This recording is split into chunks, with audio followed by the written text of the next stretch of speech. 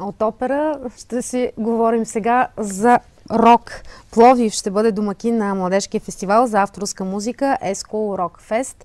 За задачата на фестивала и за възможността, която те открива пред младите таланти в рок музиката, ще разговаряме с организаторите Арам Татеосян и Тракс. Здравейте! Добре дошли при нас. Добър ден. Фестивала тепърва предстои септември месец. Започва. Започваме с края на март. Края на март. Първият кръг, както е А финала всъщност е за септември. На 26 март, събота се пада, е първия концерт. 3 групи има, които ще излязат на сцената.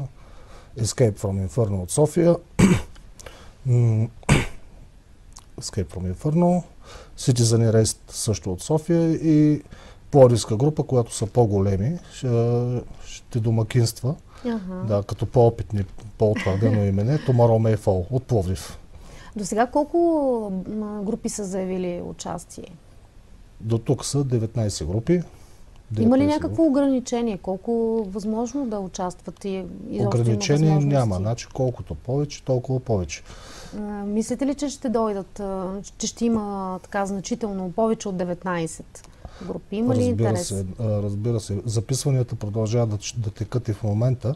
Тези 19 групи се записаха в рамките на 2 седмици. В рамките на 2 седмици? Да, записванията са до 30 април. Все пак има ли някакви условия, на които трябва да отговарят групите? Минават ли през някакво прослушване на жури? Дали всъщност е добре да си свирят в къщи или да свирят пред хората? Значи условието е да представят 3 авторски композиции, защото наблягаме на авторската музика. Да, забелязвам. Като не е задължително да е професионален запис, сега разбираме, че не всеки ученик може да си позволи да си запише нещата в студио, може с телефон, на репетицийка, просто да чуем композиция, за какво става дума. Това е условието. Единственото условие е да има 3 авторски парчета. Няма никакво ограничение по отношение на жанровете, няма ограничение по отношение на какъв език се пее. Просто да е авторска музика. Преди няколко години всъщност имаше първо издание на този фестивал в Пловдив. Първото издание, мисля, че 2012 година. Как премина то тогава? Много успешно. В 2 дена минаха от порядъка на 20 групи. Много интересно.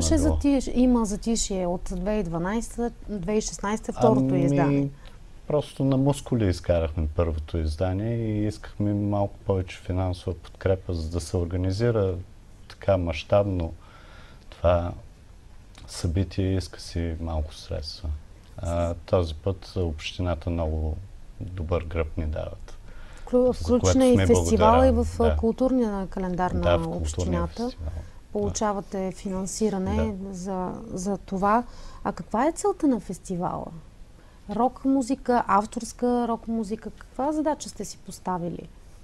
Целта главно е да извадим младежките банди от репетиционните, да се популяризира този стил, да се даде шанс на младите да видят някаква реализация с усилието, което с голяма любов правят тази музика.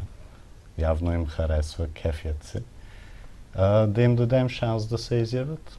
Има ли действително много хора, които са готови да правят авторска рок музика в България? Защото не е лесно просто. Някои правят кавър музика на рок парчета, но това да създадеш своя музика никак не е лесно. Значи, от първото издание на фестивала до сега Център за сценични изкуства Stage 51 не е спряло да подкрепя младежките групи. За този период от 4 години през центъра са минали може би над 200 групи. Силно 200 концерта, искам да кажа, са направени на ученически групи, които правят авторска музика. Те дори не искат да свирят кавари. Интерес има голям. Техните връстници идват, посещават, радват се.